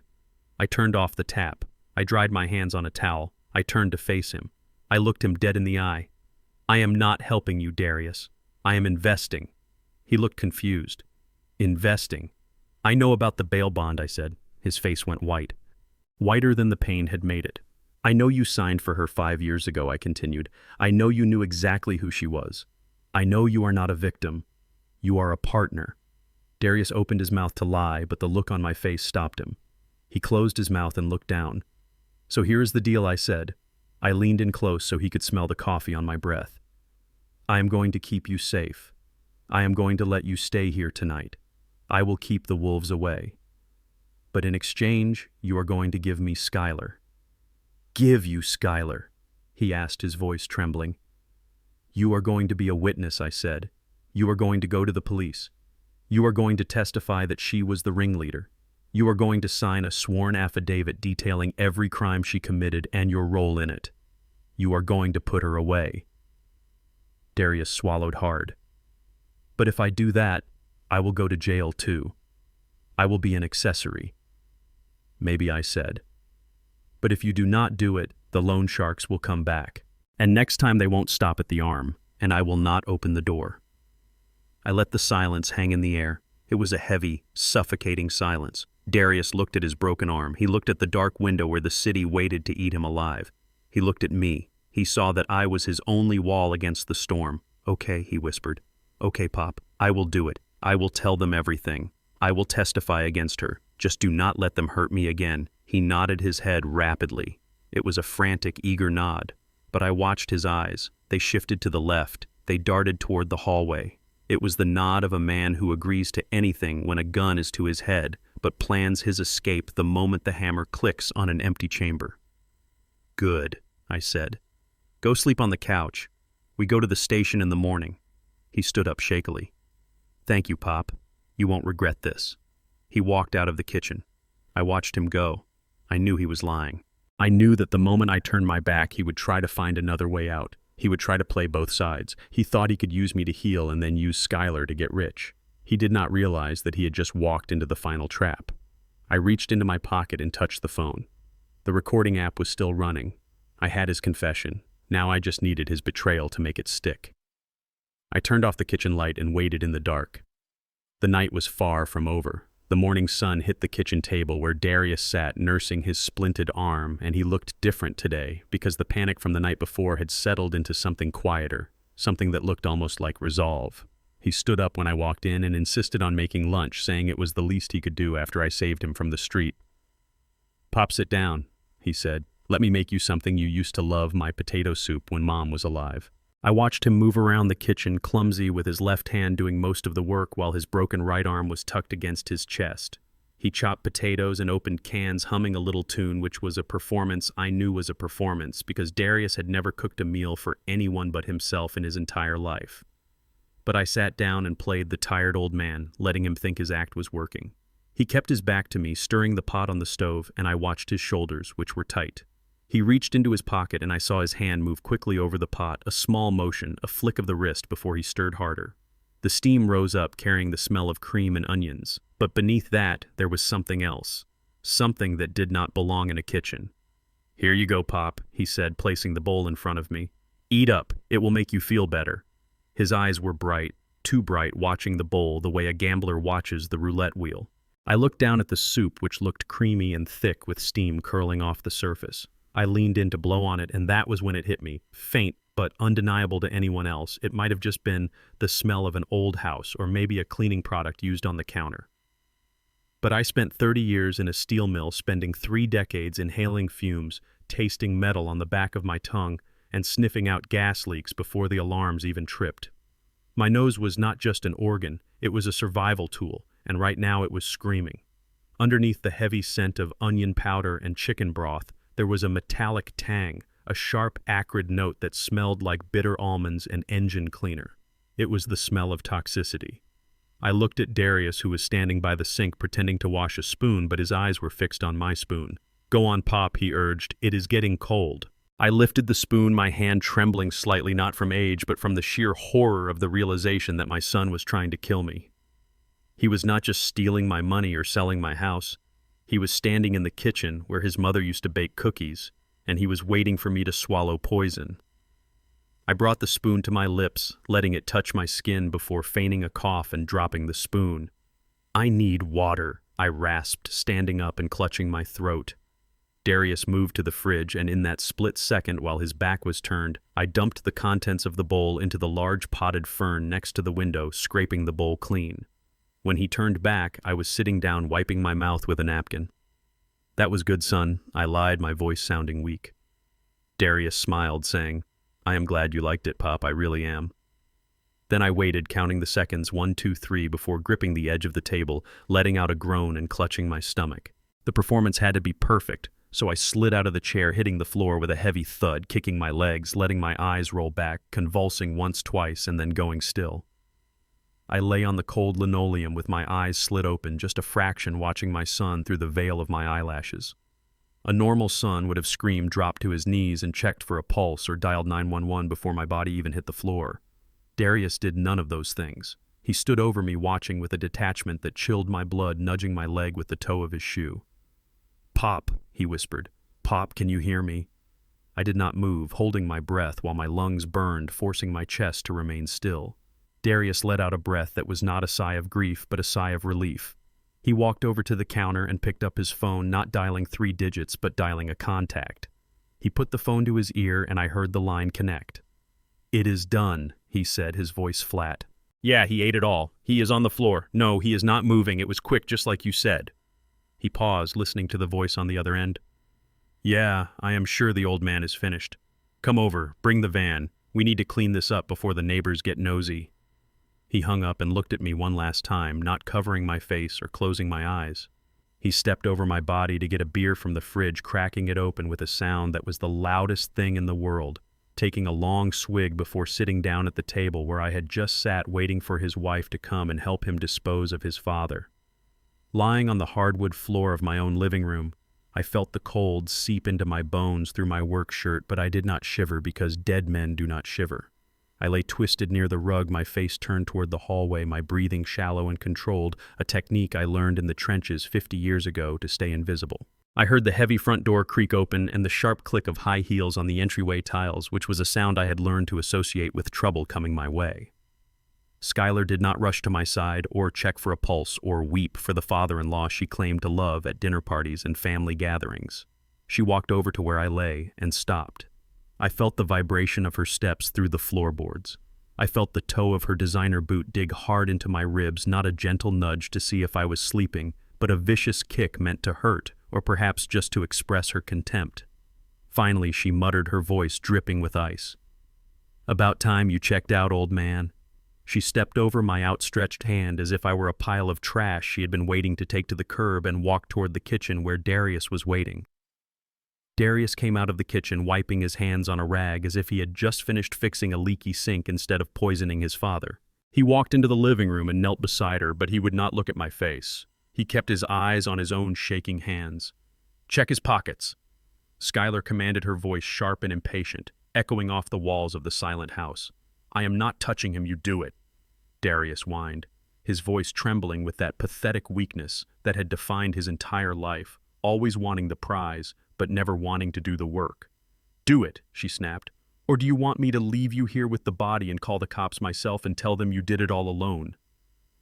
I felt Darius's hands shaking violently as he patted down my trouser pockets, his fingers fumbling and sweaty. He pulled out my old leather wallet, my handkerchief, and finally the heavy iron key to the floor safe that I kept on a chain attached to my belt loop. He yanked it free, tearing the fabric. Skylar snatched the key from his hand, wiping it on her dress as if my very possession of it had contaminated the metal. "God, this house smells," she said, wrinkling her nose, looking around the room that Sarah and I had built with 40 years of love and hard work. "It smells like old grease and cheap soap and poverty. It smells like him." She looked down at me, her face twisted in a mask of pure, unadulterated loathing that she had hidden behind fake smiles and birthday cards for 5 years. "I hate that smell," she hissed, leaning down until I could feel her breath on my cheek. "I hate this dark, depressing house, and I hate having to pretend that I respect this dirty old black man just to get what we deserve." Darius flinched at the slur. Skylar do not say that he mumbled, looking at the door as if he expected the neighbors to hear. "Shut up, Darius," she spat back, kicking my leg again.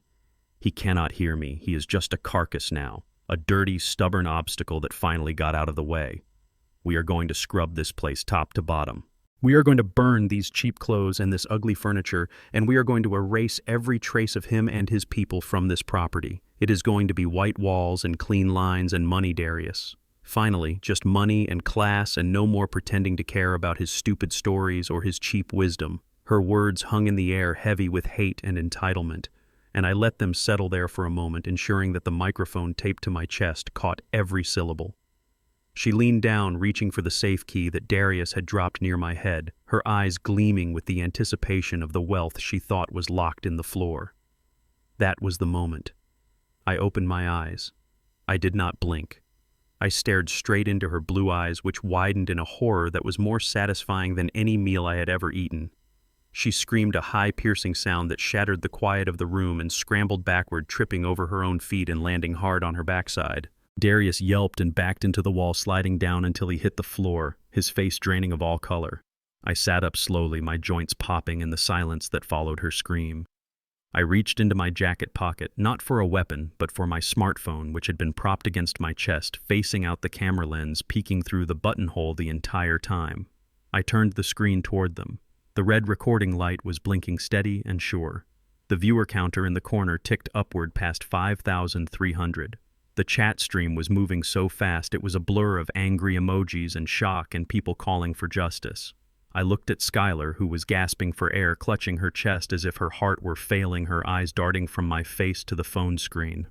"Hello, Skylar," I said, my voice gravelly and strong, filling the room. "I hope you have your makeup on straight because you are trending. 5,000 people just heard you call me a dirty old black man. 5,000 people just watched you and my son rob my body. You wanted class, Skylar. Well, you just gave a masterclass in hatred to the entire world.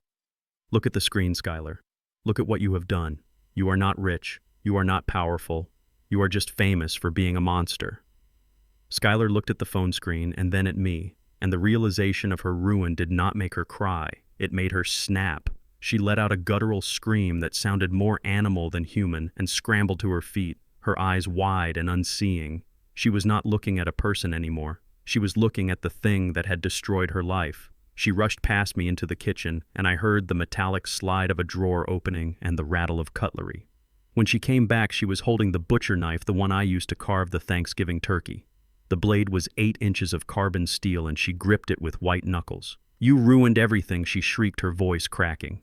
"You ruined my life, you old devil!" She lunged. Darius screamed from his corner, "Don't do it, Skylar!" But he did not move to stop her. He curled into a ball, pressing his face into his knees like a child hiding from a monster under the bed. He was useless, a coward to the end. I stood my ground. I did not retreat. I watched the tip of the knife waver in the air. I saw the madness in her eyes. She was not a sophisticated con artist anymore. She was a cornered rat with a blade. She swung the knife in a wide, clumsy arc, aiming for my chest, thinking she could end the broadcast by ending me. I did not panic, because panic is for people who have not spent time in the jungle or on a factory floor where a split-second mistake means death. I watched her arm move and I stepped inside her guard. It was a move I learned in boot camp 40 years ago, and my body remembered it better than I remembered what I had for breakfast. I caught her wrist with my left hand, gripping it tight enough to bruise bone, and I twisted. She dropped the knife. It clattered to the floor with a sound that signaled the end of her threat. I did not stop there. I swept her legs out from under her, and she hit the floor hard, the wind rushing out of her lungs in a wheeze. I pinned her arm behind her back and pressed her face into the rug she despised so much. "Stay down," I growled. My knee was in her back.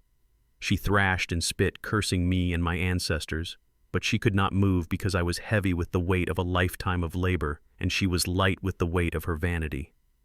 Then I heard it, the sound of salvation. The wail of sirens cut through the night air, growing louder with every second. Evelyn, my guardian angel. She had not just been watching the stream, she had been tracking the situation. She knew the moment things went sideways. The sirens screamed closer, flashing lights painting the living room walls in chaotic bursts of red and blue, turning the scene of their crime into a disco of justice. Skylar stopped struggling for a second as the reality of those lights hit her. She went limp under my weight, realizing that no amount of screaming could drown out the law coming for her. The front door did not open, it burst inward. Police officers flooded the hallway, guns drawn, voices shouting commands that overlapped into a wall of noise.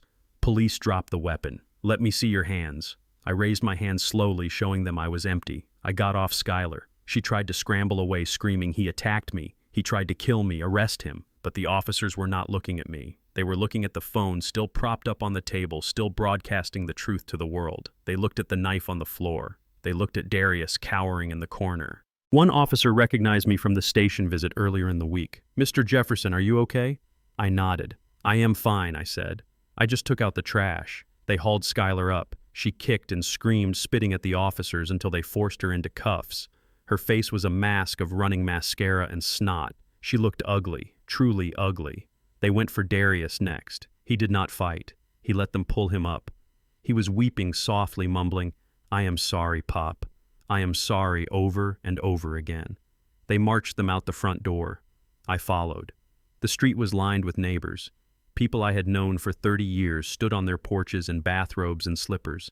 They watched in silence as the police shoved my son and his wife into the back of separate cruisers. Skylar tried to hide her face, but it was too late. Everyone saw. Everyone knew. The lights flashed one last time and they drove away, leaving me standing on my porch. The air smelled of rain and justice. Skylar was out on bail in less than 12 hours. Her lawyer was a man named Vance who specialized in getting rich people out of trouble and poor people into it. He argued that she was the victim of a domestic assault. He claimed I had lured her to the house, trapped her, and forced a confession under duress. He painted a picture of a terrified woman defending herself against a violent man twice her size. And the worst part was that people started to listen. Skylar went on the offensive immediately. She did interviews. She cried on camera. She claimed the live stream was a deep fake, a manipulated video created by a senile man with a grudge and too much time on his hands. She said I had used AI to put those hateful words in her mouth. In a world where truth is malleable, her lie found fertile ground. Social media, which had hailed me as a hero just hours before, began to splinter. Comments appeared calling me a manipulator, a liar, a bitter old man destroying a young woman's life. They dissected the video frame by frame, looking for glitches, for evidence of tampering. They found none, but doubt is a weed that grows without water. I watched this unfold from my living room, the same room where she had tried to stab me. The rug was gone, rolled up and thrown away because I could not stand to look at it. Evelyn sat across from me, her laptop open. She read the comments aloud, her face grim. They are saying you staged it, Luther. They are saying you hired actors. They are saying you are the one who should be in jail for false imprisonment. I listened to the noise. It was loud. It was angry. It was designed to make me fight back, to drag me into the mud where Skylar lived. She wanted a war of words. She wanted me to go on TV and defend myself because as long as we were arguing, she had a chance. She could twist my words. She could play the victim. She could win by attrition. I looked at my house. I looked at the walls that held 50 years of memories. I looked at the photos of Sarah, and I realized that as long as I had something to lose, Skylar would never stop coming for me. She was not fighting for pride. She was fighting for the prize. She was fighting for the house, the land, the money. That was her fuel. So I decided to cut the fuel line. I did not call a press conference to defend my honor. I called a real estate auctioneer. I called the director of the Detroit Veterans Housing Coalition. I told Evelyn to draft the papers. I was not going to argue with a liar. I was going to remove the reason for the lie. 2 days later, I stood on the steps of the county courthouse, not as a defendant, but as a donor. A crowd had gathered, expecting a scandalous rebuttal. Skylar was there with her lawyer, smirking, ready for a fight. Cameras flashed. Microphones were thrust in my face. Mr. Jefferson, is it true you faked the video? Mr. Jefferson, why are you holding your daughter-in-law hostage? I stepped up to the podium. I did not look at the cameras. I looked at Skylar. I saw the greed in her eyes, the calculation. She thought she was winning. She thought she had me cornered. I am not here to talk about videos, I said, my voice calm and clear. I am here to talk about assets. My family seems to believe that my property is theirs by right. They believe they are entitled to the sweat of my brow. They have committed crimes to get it. They have destroyed lives to get it. I paused. The crowd went silent. Skylar's smirk faltered. So I am removing the temptation, I continued. As of this morning, I have signed over the deed to my home and all my land holdings to the auction block. The entire estate will be sold to the highest bidder in 30 days. And every single penny of the proceeds, 100%, will be donated directly to the Veterans Housing Coalition to build homes for soldiers who have actually earned them. Skylar screamed. It was a raw animal sound of pure loss. No, you cannot do that. Cannot do. It is my house. Vance grabbed her arm, trying to silence her, but she was beyond reason. Furthermore, I added, I have liquidated my savings and pension accounts. That money has already been transferred to an irrevocable charitable trust. I am standing here today a man with no assets, no property, and no inheritance to give. I am poor on paper. So if you want to fight me, Skylar, you are fighting a ghost. There is nothing left to steal. I walked away from the podium. I walked past Skylar, who was now sobbing on the steps, not for me, but for the money she had just watched evaporate. I walked past Darius, who stood with his mouth open, watching his future disappear. I walked into the sunset, a free man. I had burned the ships. There was no going back. And for the first time in a long time, I felt light. I had nothing, and because I had nothing, they had no power over me. The news of my donation hit the airwaves like a bomb, and while the rest of the city saw a generous act of charity, Skylar saw her future evaporate. She sat in their cramped apartment watching the broadcast on her phone, and for the first time since I met her, she did not scream or throw things. She went deadly silent. She did not look at Darius, who was sitting on the floor with his head in his hands, weeping over the loss of his inheritance. She looked at him and she saw a corpse. She saw a man with a broken arm and a gambling debt that was now impossible to pay. She realized that without my house to leverage and without my bank accounts to drain, Darius was no longer an asset. He was a liability. He was an anchor tied around her neck, and the water was rising fast. She waited until he passed out from the pain pills and the cheap whiskey he had been drinking to numb the reality of his failure. She moved through the apartment like a ghost. She grabbed a duffel bag. She did not pack clothes. She packed value. She took the few pieces of jewelry she had managed to hide from the pawnbrokers. She took the emergency cash stash they had scraped together from selling their electronics the week before. It was about $4,000, enough for a plane ticket and a fake ID, enough to disappear and find a new mark in a new city. She went to the safe box where Darius kept the remaining cash from the loan sharks, the money he was supposed to use for interest payments to keep his kneecaps intact. She took that too, every single cent. She left him nothing but the debt and the danger. She walked out the door without looking back. She did not leave a note. She did not leave an apology. She left him to the wolves, knowing full well that when the collectors came for their money, they would take it out of his flesh. It was the coldest act of survival I had ever witnessed, and I was not even there to see it. I heard about it later from the police report. She took an Uber to the airport using a prepaid burner phone she had bought days ago, anticipating this exact moment. She was cutting her losses. She was shedding her skin. Darius woke up 4 hours later. The apartment was quiet. Too quiet. He called her name. No answer. He checked the bedroom. Empty. He checked the bathroom. Empty. A cold dread settled in his gut. He went to the safe box. He found it open and empty. The realization hit him with the force of a physical blow. She was gone. She had taken the money he needed to stay alive. The panic set in instantly. He called her phone. It went straight to voicemail. He checked the Find My Phone app on his tablet, which she had forgotten to disable in her haste, or perhaps she just did not care. The blue dot was moving. It was heading south on I-94 toward Metro Airport. She was running. She was leaving him to die. The betrayal shattered whatever delusion of love he still harbored. The rage that followed was not the rage of a husband scorned. It was the rage of a drowning man who sees someone rowing away in the only lifeboat. He grabbed his phone. He did not call me. He did not call a lawyer. He dialed 911. But he did not ask for help. He asked for Detective Johnson. When he got Johnson on the line, Darius did not hold back. He spilled everything. He told them she was at the airport. He gave them her flight number, which he guessed based on her previous searches. But that was not enough. He needed to make sure they held her. He needed to make sure she never got on that plane. So he played his trump card. He told them about the embezzlement. Years ago, before she met Darius, Skylar had worked as a bookkeeper for a small logistics firm in Chicago. She had siphoned off nearly $100,000. Darius knew because he had helped her launder it. He had signed the checks. He had set up the shell accounts. He had kept that secret as leverage, a little insurance policy for a rainy day. Well, it was pouring now. He told Johnson everything. He gave him names, dates, and account numbers.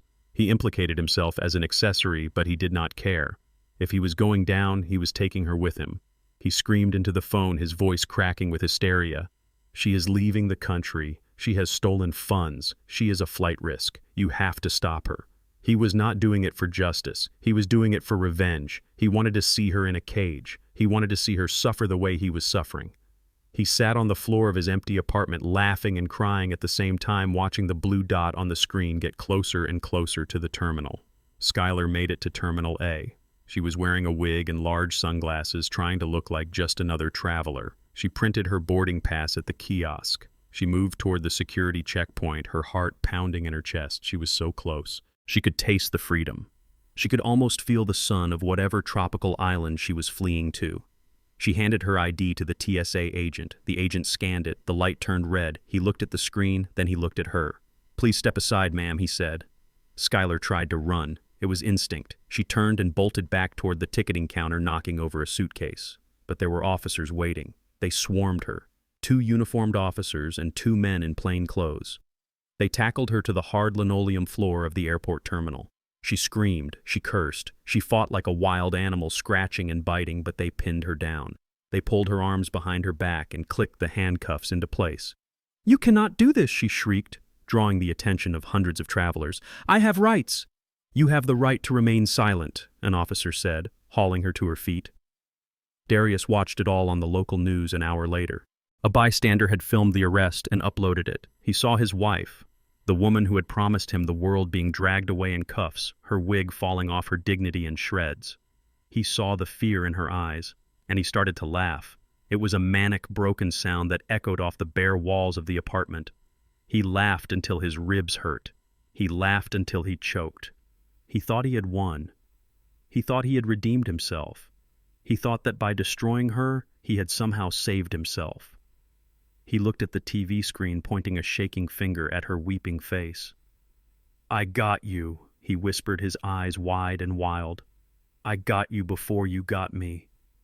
He did not realize that the police were already on their way to his apartment.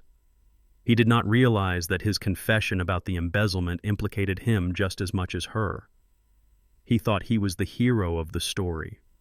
He was just the last rat on a sinking ship, celebrating that he was the last one to drown. The visitor room at the county jail smelled of floor wax and despair. I sat on a metal stool bolted to the floor, waiting for the door on the other side of the thick plexiglass to open. When it finally did, my son walked in. Darius looked like a ghost of the man he had tried to be. The orange jumpsuit hung off his frame. His broken arm was in a fresh cast, but his face was unshaven and his eyes were hollowed out by sleepless nights and the withdrawal from his life of comfort. He sat down. He picked up the phone. His hand was trembling. I picked up mine. For a long moment we just looked at each other. I looked for the boy I had raised. I looked for the child who used to catch fireflies in the backyard, but all I saw was a stranger who had tried to sell me out. "Pop," he said, his voice cracking through the receiver. "Thank God you came. You have to get me out of here. It is a mistake. I did what you said. I turned her in. I gave them everything. Why am I in here?" "You are in here because you confessed to embezzlement, Darius," I said. "You admitted to laundering money. That is a crime, son. Turning in your accomplice does not make you innocent. It just makes you a snitch." Darius leaned forward, his forehead resting against the glass. "But I can fix it," he pleaded. "If I get a good lawyer, I can cut a deal."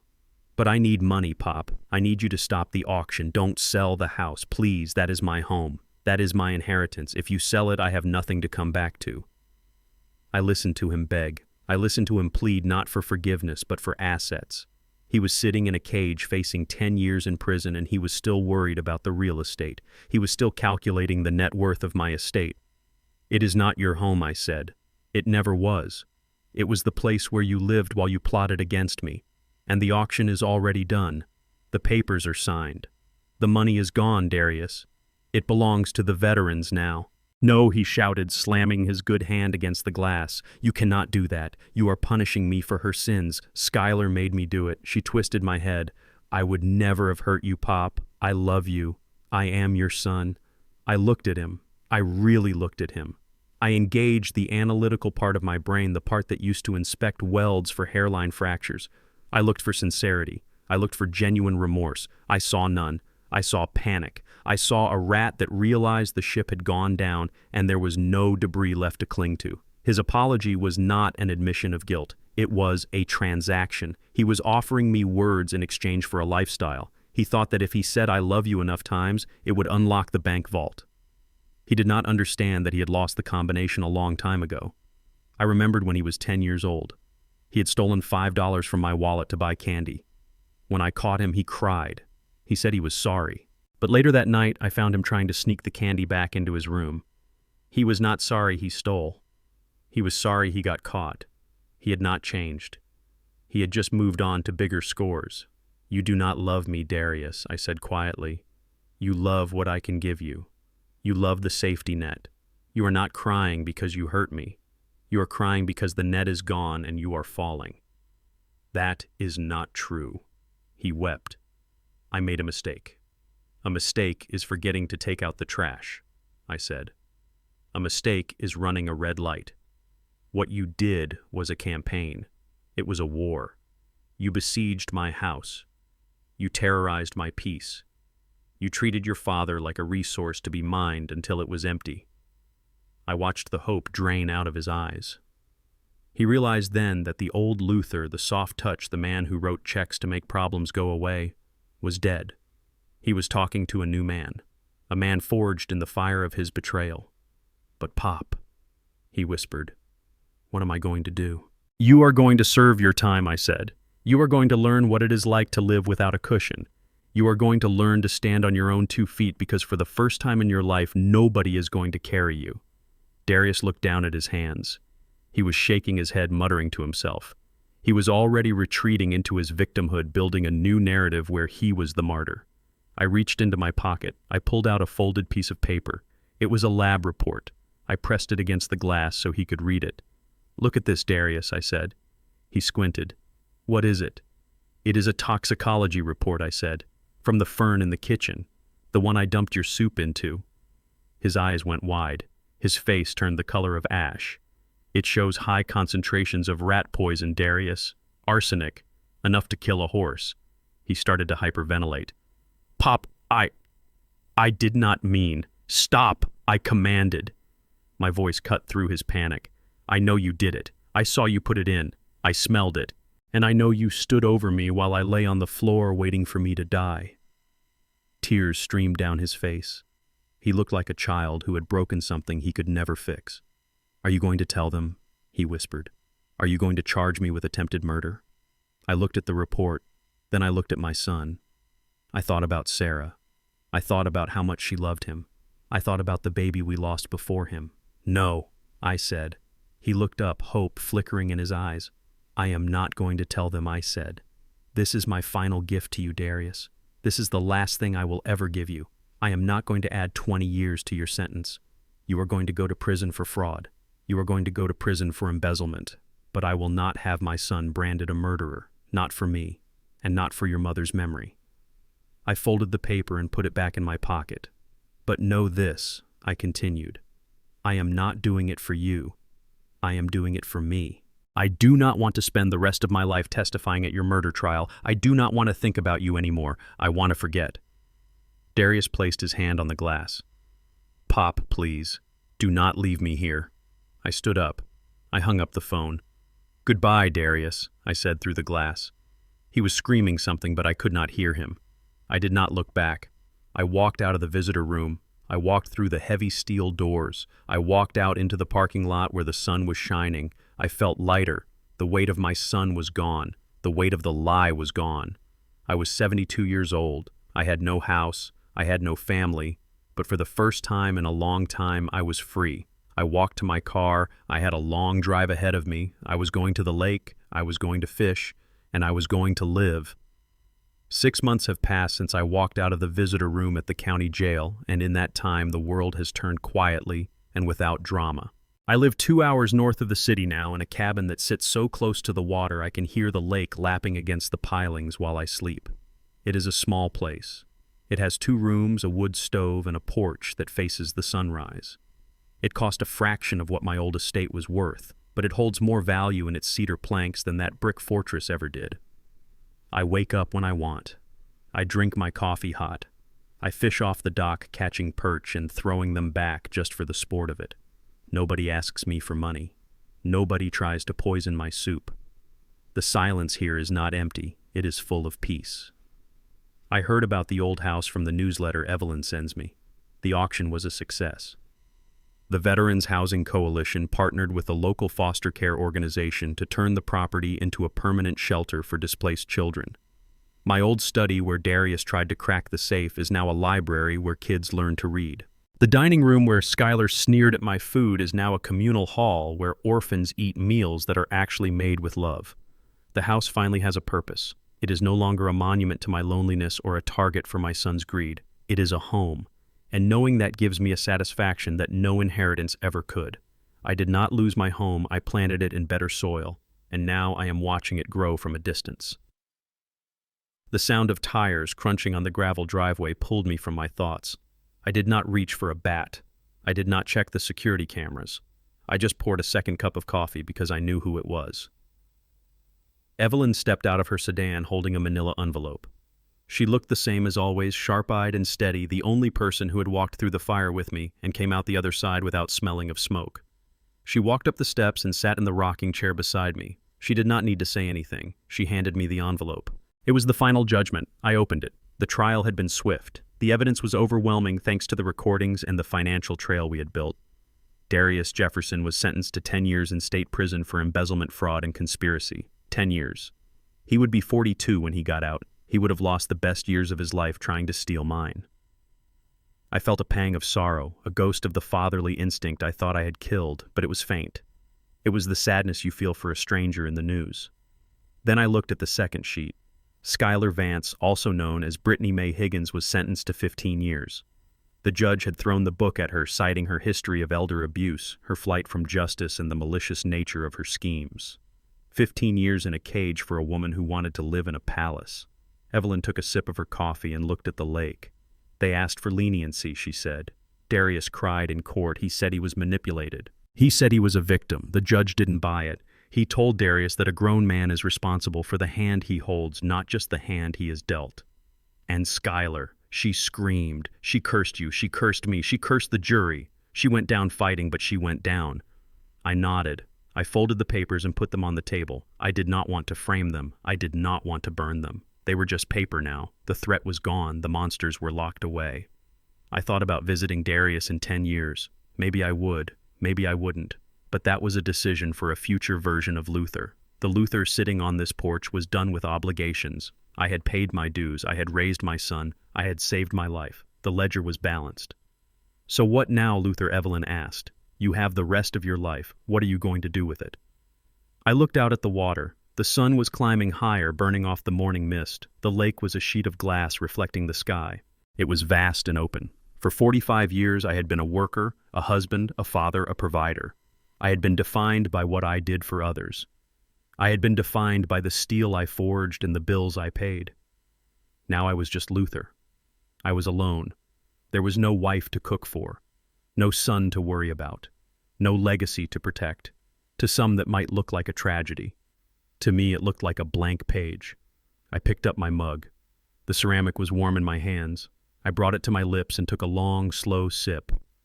The coffee was perfect. Strong, black, and bitter. Just the way I liked it. I felt the warmth spread through my chest. I looked at Evelyn. I looked at the trees swaying in the wind. I felt the beat of my own heart, steady and strong. I'm going to finish this coffee, I said. Then I'm going to catch a fish. And then I'm going to take a nap. And for the first time in a long time, I smiled. It wasn't a polite smile. It wasn't a grimace of survival. It was a real smile. The smile of a man who had walked through hell and decided he liked the weather on the other side just fine. I was free, and that was enough. My journey taught me a brutal but necessary truth. Blood makes you related, but only loyalty makes you family. For years, I tried to buy my son's love with security, thinking I was protecting him, but I was only crippling his ability to be a man. I learned that you cannot save people who refuse to be saved, and you should never set yourself on fire just to keep someone else warm. True freedom isn't about the assets you hold or the legacy you leave behind. It is about the peace of knowing you stood your ground when it mattered most. Sometimes the most loving thing a parent can do is let their child fall because that is the only way they will ever learn how to stand on their own. If you believe that self-respect is worth more than any inheritance, hit that like button and subscribe to the channel for more stories of justice served cold. And tell me in the comments below, would you have visited Darius in prison, or would you have left him to face his consequences alone? I read every single comment. See you in the next story.